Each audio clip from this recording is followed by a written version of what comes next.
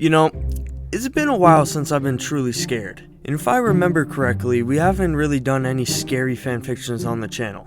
I mean, unless you count the furry thing, because that was pretty terrifying, so I may be wrong on that. But on a real note, we haven't done anything like this fanfiction before, so this should be new. This fanfiction is called Fright Night Friday, and by the name of it, I'm hoping it's gonna be scary.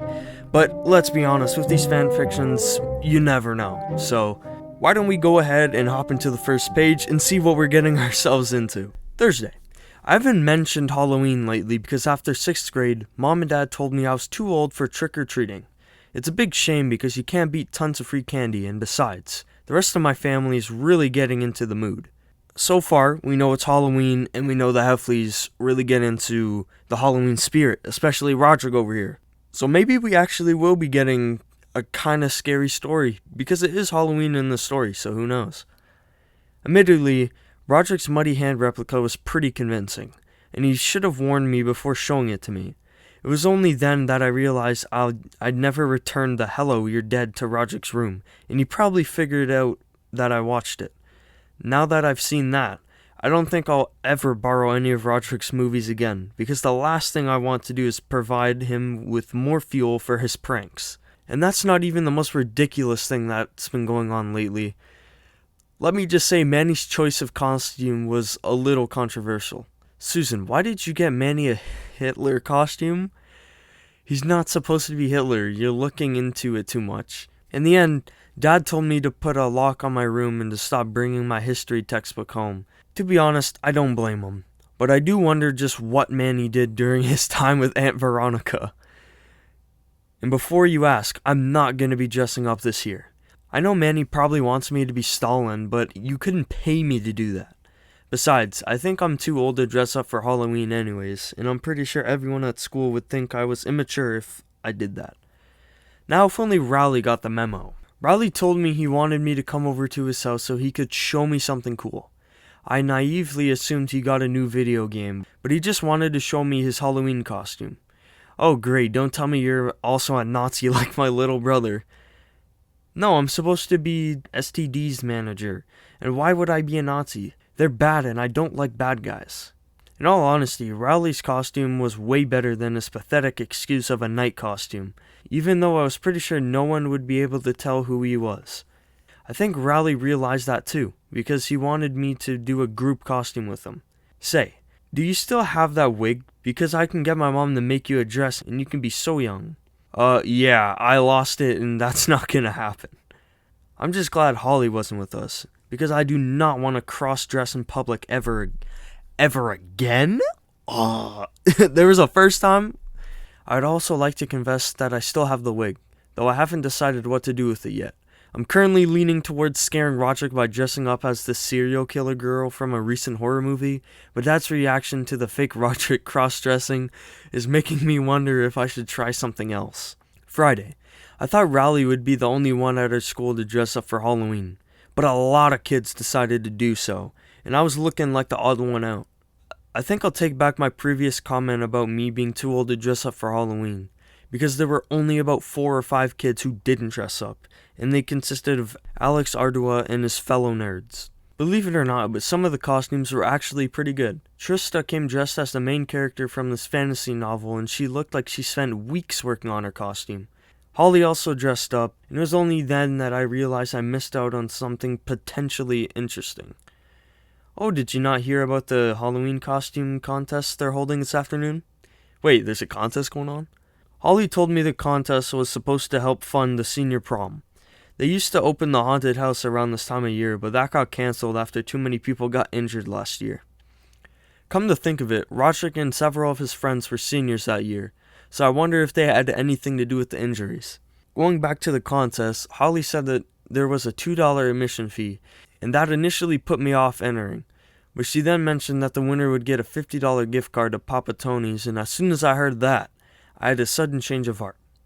Since I didn't have a costume, I photocopied the back of a library book and went with that. I'm Shel Silverstein, and I'd like to tell you to stay in school, stay off drugs, and read The Giving Tree. Unsurprisingly, I didn't win, but I did get an honorable mention for having one of the funnier costumes. and at least people knew who I was supposed to be. I mean, if I didn't know any better, I would have just thought he was going on a date or something. What are you supposed to be, Jefferson? A businessman? No, I'm not a businessman. I'm the manager for STD. Oh, STD? As in sexually transmitted disease? Raleigh didn't even enter the contest, but I doubt he would have won if he did. That's not to say that everyone who competed had a good costume, as Travis Hickey won and he came as a garbage can. Don't ask me what the judges were thinking when they chose him. Nothing much happened at school for the rest of the day, and I planned on going home and playing some Twisted Wizard. Well, I was until Holly told me about a party. Alyssa Grove's holding a Halloween party tonight. Are you coming? I was pretty surprised that a girl invited me to her party, but Holly told me that Alyssa actually wanted me to come, just in case something strange happened. She must have heard about Bethy Breen's party and the frozen yogurt incident, and I wasn't about to turn down Holly's offer. Holly also told me to dress up since it was a Halloween party, and at first I thought of combining my pirate getup with the Shel Silverstone mask I made earlier, but then I remembered why I had been invited in the first place, and I decided to wear a suit and go as James Bond. I also told Raleigh about the party, and I was certain that we were going to be the two coolest guys there. Something's about to go horribly wrong. I don't know what it is, but there's just something about Holly inviting this guy to a party that I do not think it's gonna go well.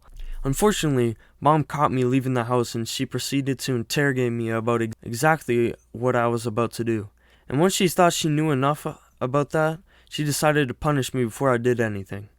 I want you to take Manny with you. I told Mom that the party would be full of teenagers and that it wouldn't be suitable for a 3-year-old, but she said that she'd go to the party if I wouldn't take Manny. So, in short, I was stuck with him. We went over to Raleigh's house and I discovered he'd swapped his manager outfit for something much worse. Hola, mi amigo. Are we going? I decided to convince Raleigh that his previous costume was better, but he just regurgitated what I said about no one being able to tell what he was. And if that wasn't enough, he also said Manny's costume was cute, and that it was a miniature version of mine. Well, until Manny decided to open his mouth. Oh my god. Okay, what the fuck? I got tired of Manny's anti-Semitic remarks after a few minutes, at which point I suggested Raleigh that we do the only logical thing, run. Luckily, Manny can't run very fast on his little legs, and it wasn't long before we lost him. Raleigh asked me if it was okay to leave Manny alone, but I told him that Manny knew how to shut off the heat in our house, and that finding his way home would be nothing for him. And anyhow, we were going to Alyssas Party, and Manny was the last thing I wanted to talk about. Oh, you're here already? We were just setting everything up. I hadn't been to any party since Bethany Breen's last year, and I had no idea what to expect. As it turned out, Alyssas Party was huge, and it felt like everyone I knew from school got invited. Even Ruby Bird was there, which surprised me since I highly doubt she's the kind of person who gets invited to a ton of parties. She was also the only person there who wasn't in a costume and just stood by the refreshments table looking creepy.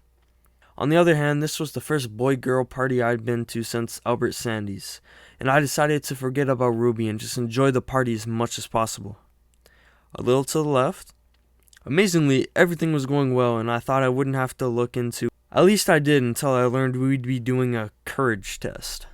The first test consisted of placing a flag in Alyssa's backyard in the dark, and the team who went the furthest would get a huge bowl of candy. Naturally, I wanted to win, and I convinced Raleigh and Holly to join me. Raleigh bailed out after about half a second, but me and Holly decided to go further. It was while we were doing this that I realized that we were right around where the Mingos usually hang out. But to my surprise, we didn't encounter a single one of them while we were looking around. Alright, Meckley, I know you're hiding in there. Holly then asked me what I was talking about, and I told her about the Mingos.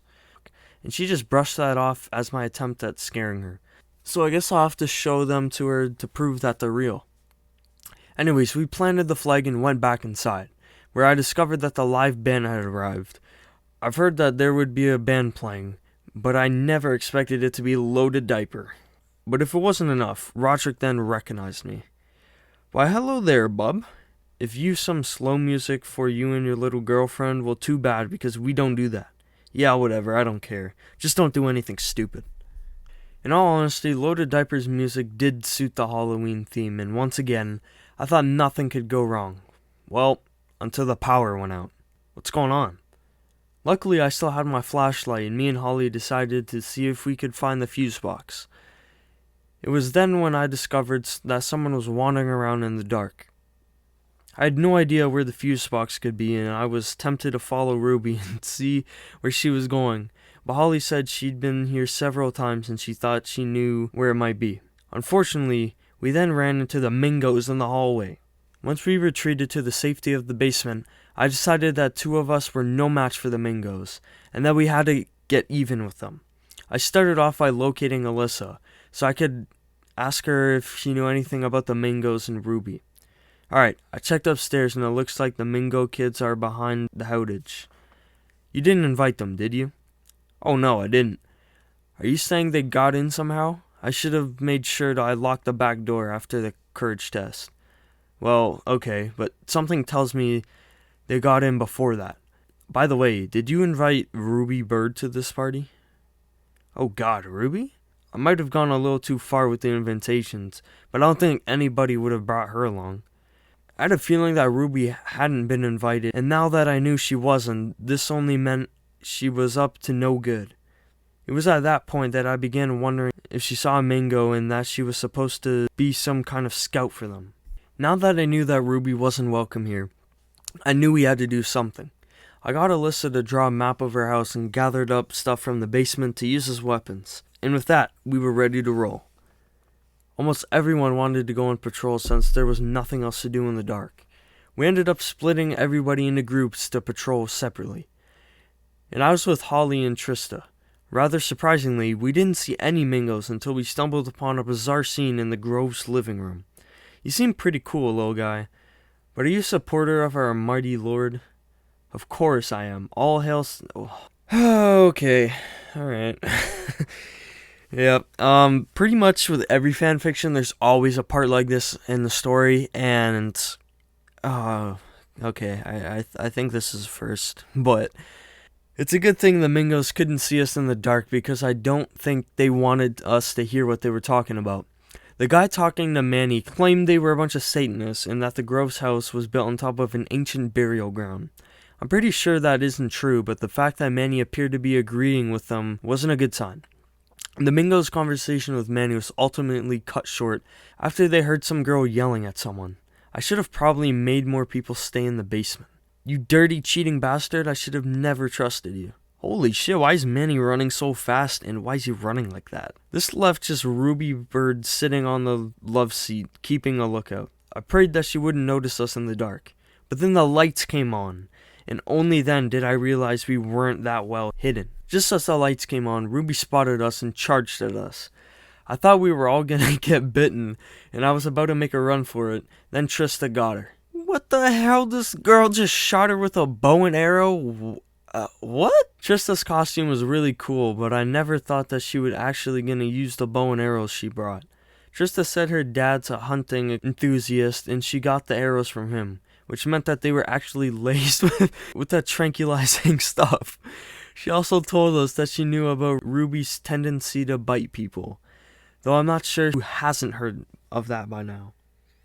With Ruby unconscious, we tied her up with a bunch of extension cords and shut her in the closet so she couldn't escape. At that point, we ran into Rowley, who had been patrolling with Shirag and Abigail. And just by looking at them, I could tell they'd run into some Mingo scouts, and they hadn't been as lucky as us. Rowley said they actually got chased by Manny, and the Mingos that were telling them about being Satanists. Abigail caught their attention after she found her boyfriend Michael Sampson making out in the bathroom with Shiri Bellinger. Yeah, I had my doubts that Michael ended his affair with Shiri, even after Abigail broke up with Rowley. That's it, I'm breaking up with you, you good-for-nothing cheater. Apparently Abigail yelling at Michael attracted the Mingos interviewing Manny, which in turn got rid of him.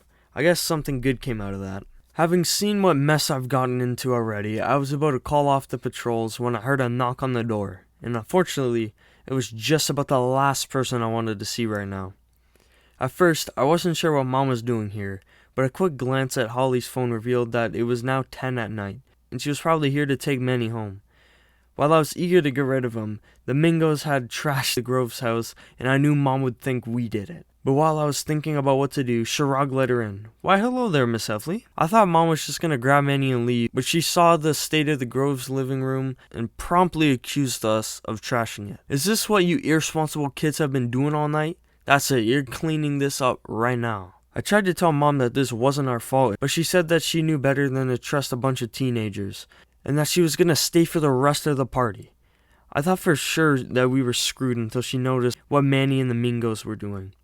"Oh, did you invite Manny to hang out with you? That's so sweet." The worst part was that Mom thought the Mingos ritual was fake, and she actually joined in. I was expecting her to tell them to stop since she thinks magic and monsters is teaching me sorcery, but I guess she'll let Manny get away with absolutely anything. With Mom now siding with the Mingos, I went back to the basement to see if I could come up with a new plan. It was then that I learned that Roderick and his bandmates had just what I needed to get rid of the Mingos. "So Greg, do you really not know how the electricity works? That took us half a second to fix." "Well, okay, but Mom, Manny, and the Mingo kids are trying to summon a demon. Could you help me with that?" "Demons, huh? Say, Rod, didn't we bring that smoke machine because you thought it would look demonic?" What? As soon as Bill said that, I knew exactly what to do, and asked Roderick for the keys to his van. He did take me some convincing, but I reminded him that Mom and Manny were involved in this. He agreed almost instantly, and with that, I grabbed some extension cords, hooked up the smoke machine from outside, and turned it on. Amazingly, the Mingos thought the ritual had worked, and they all ran outside, accompanied by Mom and Manny, and before they could realize their mistake, I locked them out. I'm not sure if the Mingos ended up finding the smoke machine, but to be honest, I don't really care. There were no disruptions for the rest of the night, just everyone having a great time. Well, everyone except for Mom, Manny, and the Mingos. That is. It was only after midnight that the party started dying down and everyone began to leave. And unfortunately for me, Holly was one of the first people to leave. I just got a call from my mom and she's picking me up soon. I guess I'll see you tomorrow. I was about to say goodbye to Holly when I realized that Mom was going to ground me for 1,000,000 years after the stuff I did. So just as Holly was about to leave, I asked her something I never thought I'd say. "Hey Holly, I've got nowhere to go for the night. Is it okay if I stay at your place?" Amazingly, Holly told me I could stay over, and that I could sleep in Heather's room since she was away at college. I guess I shouldn't have expected Holly to let me sleep in her own room anyhow. Dad's been threatening to send me to Speg Union if he catches me getting Holly pregnant. Though it's not like I'm gonna do that, because I've seen this TV show on teen mothers and I do not want to put Holly through any of that. Oh wow, what a good guy. All in all, I don't think I would have predicted anything that happened tonight, but I think the end result was definitely worth it. Saturday. It's a good thing I wrote down everything that happened last night, because I was really confused when I woke up this morning. In fact, it actually took me a few minutes to remember where I was, but once I did, it's safe to say one of my best mornings in a long time. Good morning, handsome. We spent the rest of the morning watching TV and discussing the party until Dad came to pick me up. I braced myself for what he'd say about me spending the night at a girl's house, but he seemed more concerned about Mom. "What was your mother doing at that party? I haven't seen her since last night." I told Dad about Mom joining the Mingos, but I left out the part about them being Satanists. That alone was enough for Dad to file a missing persons report for Mom, though they still haven't found her as I'm writing this. Once I got home, I spent most of the afternoon doing homework before I decided to go over to Rally's to see if he wanted to play video games. But when I found him, he was with the last person I expected him to be with. I never thought Rally and Abigail would ever get back together. But I guess Abigail realizing that Michael hadn't forgotten about Shiri was the last straw. To be honest, I'm actually quite happy that Rally got a girlfriend. Even if it was the same girl who only dated him last year despite her existing boyfriend. Hopefully their relationship will last longer this time and Michael out of the picture for good. After that, I decided to give Rally and Abigail some time to themselves, and I went back home. I was about to boot up Formula 1 racing when I received a call from Alyssa, and I discovered the consequences of what I did to Ruby Bird. Completely forgot about Ruby Bird, man. What's up with her? Because she got tied up and she got hit by a bow and arrow with tranquilizing fucking serum. Alright, so my dad was cleaning out the closet and he found that weird Ruby Bird girl inside. Did you know she was one of those Mingo kids disguised as a girl? I'm not sure how she got in there, but I'm pretty sure it's got something to do with that beer Ethan Whitehead brought. I know I didn't get it. For a moment, I was worried that I wouldn't be invited to any more parties after failing my duty, but Alyssa told me that I should come to her next party to prevent anyone from sneaking alcohol in. If anything, that's got to be way easier than dealing with the Mingos. After that, I realized I still hadn't gotten my revenge on Roderick for his muddy hand. After leafing through some photo albums, I determined that Dad read Roderick the Giving Tree, and you probably can see where this went. Boo.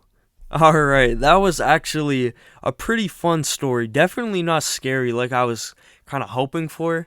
And when I mean scary, I mean like, serious. Because obviously reading a story can't be scary. But yeah, that was actually really fun to read. I'd probably say one of the most fun stories to read. Like, it was actually just enjoyable reading this. The plot twist about Ruby Bird being a Mingo, I didn't see that coming. I don't know how this girl just shot Ruby Bird girl in the arm with a fucking bow and arrow and then just tied her up in a closet. I don't know how you forget that you just leave someone in a closet after getting shot with a bow and arrow, but hey, who knows.